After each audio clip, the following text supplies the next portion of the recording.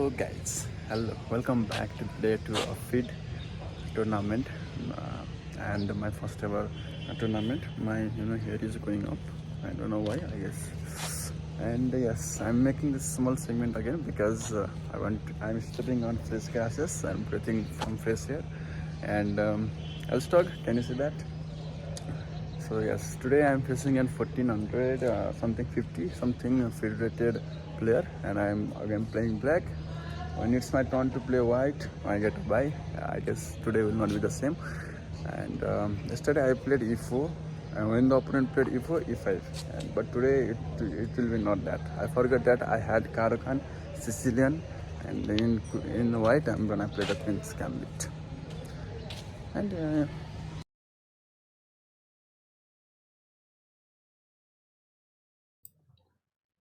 So hello everyone, welcome back to the day 2 of Fit Tournament Mayor Cup Bhubaneswar. And as it is the day 2, I played two of the feed rated player. And first of all I played a feed rated girl with a rating of 1450. And let's see how it went. And in the screen you can see that the moves that was played. And let's not talk much, and let's directly jump into the game. Okay, so as you can see moves on the screen, I'm gonna show it on that board. And let's go. Okay, so let me remove it for once. Yeah, okay, it's hidden. So the first move I played, I was white and the opponent was black. So on the first move i I went with d4, as I have already told on that small glimpse of my video on the starting, that I'm gonna play the Queen's Gambit. And yes, I played the Queen's Gambit. Second name I got white as well. So and after that she played Queen d6, Queen's pawn opening. Okay, as the stoppage is saying, yes, Queen's Gambit, as I told you. Knight out, old Indian defense. Knight out. I was trying to complete the Queen's Gambit, so my opponent is going for the King's Indian defense. Okay, so until now I was just trying to control the center, okay, as much as I can, which I was successful, a little bit, even if it's a little bit. And after that we just were developing. Okay, after that she already had started to move the knight, and I was controlling the center. She was also trying to grab the center one by one. Okay, so I was not letting the bishop come out and pin my knight, because the queen needs to move. I knew that, even though the bishop can then defend it, I don't want the bishop out early. That keeps pinning my knight. Yes, and then she develops both knight. I try to wait for that. I try to wait for that f6 knight, so that I just would bring my queen up to d2 and then go for it. Go for the pawn on h6 or even the bishop. Okay. After that, she tried to control the center by playing the pawn on e5, and I was not gonna let go of of the center, so I pushed back. And then yes, I left a square vulnerable, and where she was trying to attack on that side. Okay, okay. You know the motive of this move, to attack the queen, of course. And yes, as I had left the space vulnerable, this was gonna, this was an inevitable move. It was gonna come soon. It was, whether it was one move after or one move before. So I don't want my bishop to die. I go back, and as this pawn is defended by both, I don't have any threat for now. Okay, after that she tried to get that c pawn, okay, c4. And because I think her idea might be pushing the b, if I push the b3 pawn, she would push the b4 pawn and kick my knight away, and then she would get my pawn. And I guess, okay, who knows. But in the game I played pawn to b4, so that I could kick the knight away, and if the knight moves inside, there was the bishop that was waiting for it. So after that, yes, the knight needs to move back. It went back, and after that move, I went for the bishop development, because if it takes, I cannot, in this situation, I did not have any, had any choice, but you know, to get that pawn, I need to develop two times, where the opponent might or um, could have brought support for that pawn. So that's why I went for the bishop, and then after that, she tried to open up the file, c file, ah, c file, but as I knew that it was gonna open, and I had some discovered check to the queen. I did not focused on that, but went to c4. No c4, but went to support that pawn before. Okay. After that, she developed the bishop. I developed my queen. So the idea here is to attack. Attack. If the pawn takes, I could have taken back. I would take back, attack the queen, attack the pawn, defend the pawn. Okay, that was my idea. So she got it. So she took, and then she started attacking the bishop on the queen side. Yes, the bishop needs to retreat. After that, okay, as I can think, the motive of this move, knight to e8, is to bring the pawn of f5. Takes. So so so I played bishop to d3, because the idea here also, if she push, I take, she takes back, and then I could go for h5, and if she protects it somehow, okay, I could go for g. I could, even though if she could have pushed the pawn, I could go for f5. That was the motive. Okay, so push the pawn, I take, she takes back, I attack, and the only move she had was push the pawn. I would go back here, and get the game better. Okay, but in the game she did not play that. She went the queen back, and this move was kind of, why did she play that type of move? And I did not thought much, and then I went for the knight to a4, because takes back, and then if I takes back, take. Yes, I would have been a material up, and the rook would have been captured, but she knew that, so the pawn was traded. Okay, she brought the knight back. I guess she realized her mistake, and then I went the queen to d2. I was just pretending that I was defending the pawn, but my main motive was to attack the pawn on h6. So she fell for that. I don't know why she went for a queen to e7. I guess it was the idea to bring the rook and control the file. And so yes, I went and take the pawn. So she was kind of, wow, what did I do? And yes, but the next move was good, because that was knight to h7. She did not let herself pinned, and in this situation, if the bishop had come back, there was nothing that could be kicked, and one knight could have been a problem for her. So yes, she was also guarding the square, g5, and then I played the rook to c7, because the bishop was hanging, and then and then and then I could have brought the knight out, b6, to attack the knight, and then the queen would have to do something else to defend the knight as well, and I would have some advantage of the position. So after that, my opponent went to uh, rook to b8. That was just defending the bishop, because that was not protected. So after that, I went to attack that pawn, because if she had pushed, I would have taken it without any second thought. But after I have taken the bishop, okay. um, so if she would have taken, I would have taken back, and it would have been more pressure on the knight, because even if she brings the rook after that, I could have gone for the knight out. Okay, because the queen is pinned. And yes, so after this move, she brought the rook to trade here, because the rook was the main player here, main material here. And then yes, I double up the rook, so that it would not be a problem. And after this, she also brought every major piece, two rooks and the queen, to attack on c7.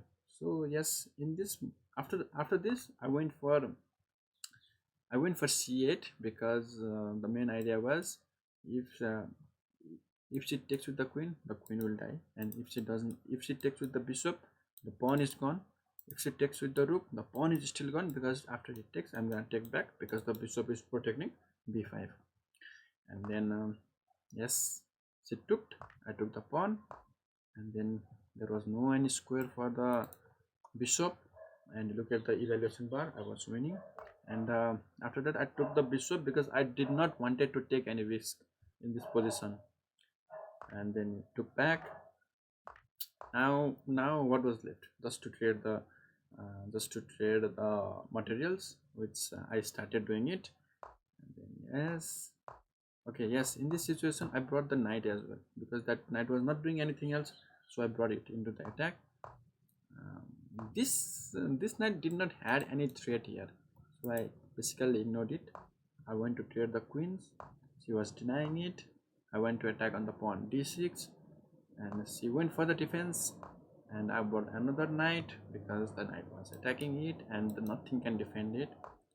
Okay, she went for the attack on the pawn, because if I had taken with the a knight, she could have some check or even a good attack. But I took with the rook, where it, where she did not have any choice, and then she had to took it back, and that's the end of the first game. And she resigns. And yes, 1450. So it was pretty, I did not have to do much work to give it to 1450. So if I got any feed rating, it might be around 1400 to 1500. That's what I think. Okay, so this is the end of the first game.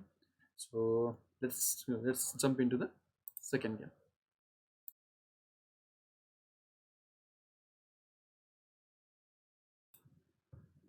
Okay guys, so do you know what time is it? Okay, it's time for game 2, round 2.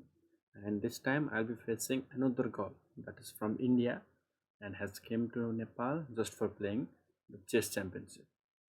Her name was, I actually forgot, but her rating I remember, it was 1750. So 1750 equal to facing that old man yesterday with 1850 rating. So let's analyze it. Okay, so I'm gonna close the I don't know, don't focus on that hand. It's not black, but I don't know how it got to be the black. It's my finger, by the way. Okay, so let's go. Okay, so as I told you, I was still playing the white in this situation, and as I've already told on that small clip, I was going for the queen's gambit always. Okay, in the tournament. Okay, so yes, d5, d5. Okay, I was gonna, queen's gambit. Okay, she declined. Knight out, knight out. Take, she takes. So after this, I was, I was trying to build up some materials. Okay, she also, this bishop, I just felt, my instinct told that this bishop had some problem and it can be dangerous, because it was targeting h2. So I need to take it as soon as I can. I could have, I could have gone for pushing the pawn and bringing the bishop out for the safe side, but I went for the bishop out. you know my idea was just to attack the knight. I my mine did not went to d5. Okay, but she defended it. Okay, that was good from her. Okay, after that I tried to go for the fork. Okay, but she did not let me.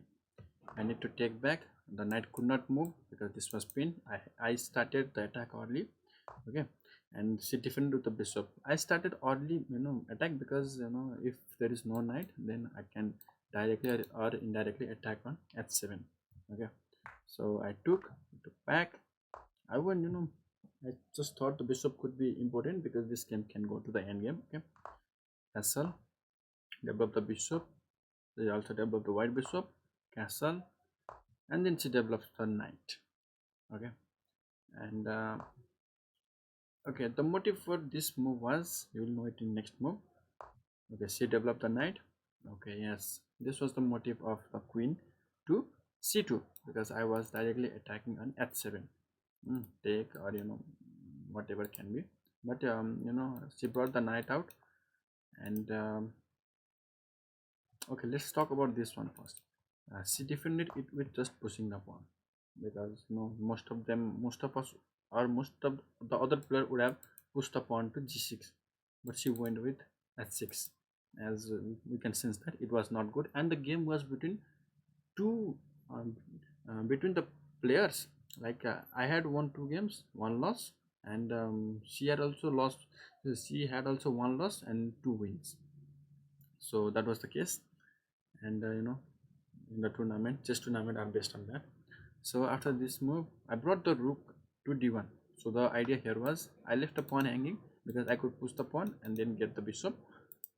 I know she would not fall for that, but that was just a risk. So the idea here was to bring the knight out, takes, and then what if she just missed the queen? I'm gonna go for this check and get the queen. I was trying the move that I was played. I got played by yesterday from that old man. Okay, I was trying that. So of course he would find some sense on that, and yes, he was trying to attack the bishop here. I also thought that why not go for the, why not, let's go for the you know sacrifice also, because 90 minutes is a lot, and I was also thinking on that side, but I know, but I was thinking about this side, then I saw that, yes, oh my god, this is a fork where I would be losing one of the main attacker. Okay, so I went for a3. Okay. Okay, this was just to develop the rook, I guess. I did not got so much idea, but it could also be that takes, and then the pawn is out, and then if the bishop goes for this side, the pawn would be hanging, and this would be attack. Like yes, the bishop can needs to take it. Okay, so I went for h4 because I don't want the bishop in my g5. Okay, here comes the queen. Okay, so here I thought that the idea might be the same. Takes, and then yes, directly going for the queen or even the pawn if possible. So I went for back so that I could defend the e3. Okay, sooner or later, like it is not needed immediately, but still. After that, she took the back. All the plan was gone to the drain. I need to make a new plan now. So after that, she brought the rook, and the idea here was to push the pawn. So how can I defend it? I can push the pawn. No, that would not help because that would directly go for check. Directly it would be helping a black. So I went for the b4. I don't want. Okay, even if you push now, I can take, and the queen would be attacked. And so she attacked that pawn a5. Okay, so I cannot take it because the same thing I'm telling. And yes, another pawn would be hanging as well. So after that, I just defended with b1, just b1. I did not I did not do any any hard work here. So after that, turks, and yes, she brought the queen to h8 because I guess she don't want the discover check sooner or later. I also did the same because I don't want my e3 to be attacked, and I get a check. So after that, she attacked the open file as the bishop. Bishop e6 was attacking on a2. I did not want that to be vulnerable. Okay, so I went for d2, attacking or defending you know defending that area. So after that, she again attacked here. So I knew that the idea here was to bring the other rook as well, and so I need to defend it. Okay, so if the queen comes to this no, if the rook comes to a1, I needed to take back, because even though the bishop was holding, it could have been much more vulnerable, because the queen, because the king would need to come to f1 to defend the bishop. Okay, so I found an idea here that I brought the rook here. Okay, I brought the rook to b2 because if the other rook comes to the attack, I can simply go to c2, and even if she brings the rook to a1, I can just take and bring the knight back just for the defense for the king. And my another idea, after going after, yes, she brought the rook, After that, I went to the c2. The idea here was to attack the bishop as well. That bishop is gonna be so problematic, and that is the bishop e6 that is gonna change the game. Okay, so after that, I don't know why the queen went back. Can't simply see the idea because attacking on d4 would not be a good idea. I brought the rook back on d1, same for the same idea that I can go for it. And I, in 1 second I forgot that the queen is not on g8. If I could have gone to b1, it would have saved me one move, because in the next move I wanted to go for it. Yes, defense for the brook. That's it. Takes. She comes. I don't know. I think yes, the idea for bringing the bishop back might be somewhat different. Hmm. Um, I also thought that I can go for the fork in the near future. After that, I tried to trade the. I tried to trade. I tried to trade the bishop here because that was very much, that was pinching me so much. And then she brought the rook to the check. Okay, and I brought the rook down. Hmm. And she brought the rook up. I was just thinking, oh my gosh, she's just repeating the moves. Even if she repeats, I'm okay with a draw because she's 1700 and some 50. And if I get draw, I might get some good rating as well. And I brought the bishop rook back, and the endgame started here. Boom! Look at this. She could have taken the bishop here and then attack the queen. I need to go for it, and yes, she could have taken the rook, okay, and to be a rook up, but she chose the bishop here because the position was gonna be open soon. And then the tempo that went towards the black, and I tried here push attacking the pawn on c6 as well as on f f7, and then yes, she defend both. I brought the knight, so the idea here was to take. Okay, if the bishop takes, I take back and I attack on f7, and then the queen might go for e5. No, let's say that the bishop takes, I take back, the queen might go for the pawn, I go for the pawn, he takes another pawn, I take another pawn. And if I can just defend here, trade the queens, I might be winning. I just thought that it was that easy. Takes, yes, but he tried to go for the trade, but she went for the trade here, which I denied. Check and take. And okay, in this move the idea here was to, if this was pinned, and then going for an easy checkmate. Okay, I okay, and then after that I went for the trade, because even if the bishop wins for s3, needs to take no matter what. Takes. Okay, I was happy in this situation because if I took all the pawns, 1 2 3 4 4 pawns, I would be easily winning here. So she brings the king out. I also was trying to go towards the king as soon as possible because this was not the move. Okay, now I see that if I push, she could have done, but she would have taken it, and that would not have worked. And then she tried to trade earlier, because if I had not taken and I just went for e6, that would have been easy capture for the black.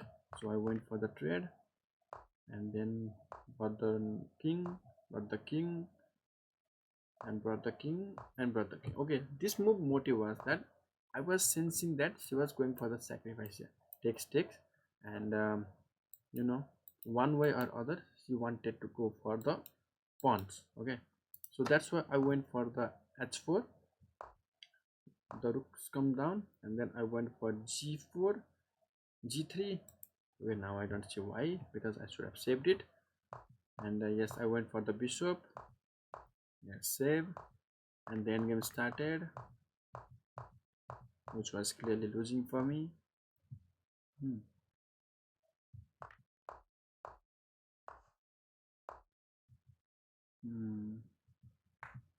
Yes, there was a check. I went down. I thought the stalemate could be an option. The check, Still, I was thinking about the stalemate. Went for it, went for it, went for it. I was one move away from promotion as well. But check, check, and checkmate. Yeah, okay, guys, 1700, 1750. Okay, you know that one mistake. Oh, we discussed after that game as well. Like that one mistake changed the game, and yes, that was a good. Yesterday also one mistake, today also one mistake. But I guess so.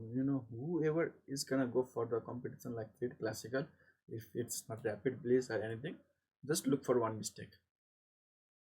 Just look for a trade which would benefit you for extra materials. That's the experience I'm getting here. And I try to trade as soon as possible as well. Ah, okay.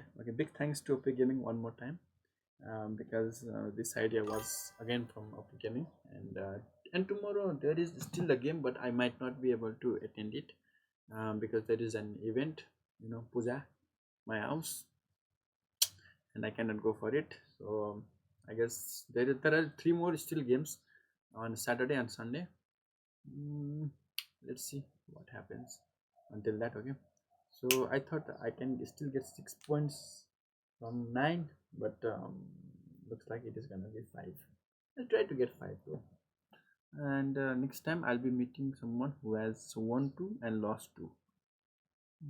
So guys, that's it for today, and mm, and see you next time. And yes, please leave the comments down below. How did you like it or not, or what can be the improvements from this game? So see you next time. Bye bye.